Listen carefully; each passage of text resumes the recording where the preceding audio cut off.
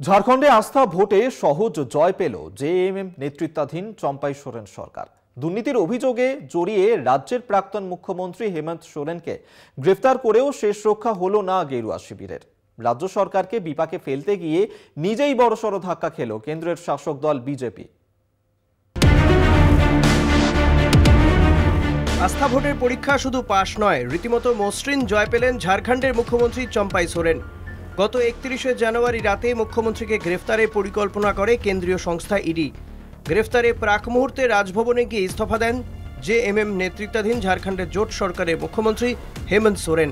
তিনি ইডি হেফাজতে থাকার মধ্যেই বর্ষিয়ান নেতা চম্পাই সোরেন 43 জন জোট বিধায়ককে রাজভবনে হাজির করে 81 সদস্যের বিধানসভায় সংখ্যাগরিষ্ঠতা প্রমাণ করে মুখ্যমন্ত্রী পদে শপথ নেন। 10 দিনের মধ্যে বিধানসভা অধিবেশনে সংখ্যাগরিষ্ঠতা প্রমাণ করার নির্দেশ দেন রাজ্যপাল। এদিকে ঝাড়খণ্ড হাইকোর্টের বিশেষ অনুমতি নিয়ে এদিন বিধানসভায় বেনজিরভাবে আস্থা ভোটের আগে অধিবেশনে ভাষণ দেন প্রাক্তন মুখ্যমন্ত্রী তথা জেএমএম সুপ্রিমো হেমন্ত। নিজেকে রাজনৈতিক চক্রান্তের শিকার বলে দাবি করেন হেমন্ত।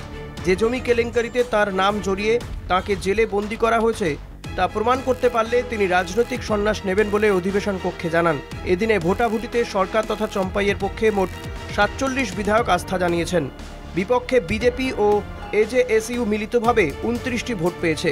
রাজনৈতিক বিশ্লেষকদের মতে এই আস্থা ভোটের ফলাফলের তাৎপর্য শুধু ঝাড়খণ্ডের পরিসরে সীমাবদ্ধ নয়, কেননা বিহারে নীতিশ কুমারকে টেনে বিজেপি ইন্ডিয়া শিবিরে যে আলোড়ন ফেলে দিয়েছিল, এবার তারই জোরালো জবাব পেলেন গেরুয়া নেতারা। দল ভাঙিয়ে বিরোধীদের ক্ষমতা থেকে সরানোর বিজেপির এই ছক এভাবে ভেস্তে যাওয়া বস্তুত ইন্ডিয়ার নৈতিক জয় বলে মনে করা হচ্ছে। কলকাতা টিভি।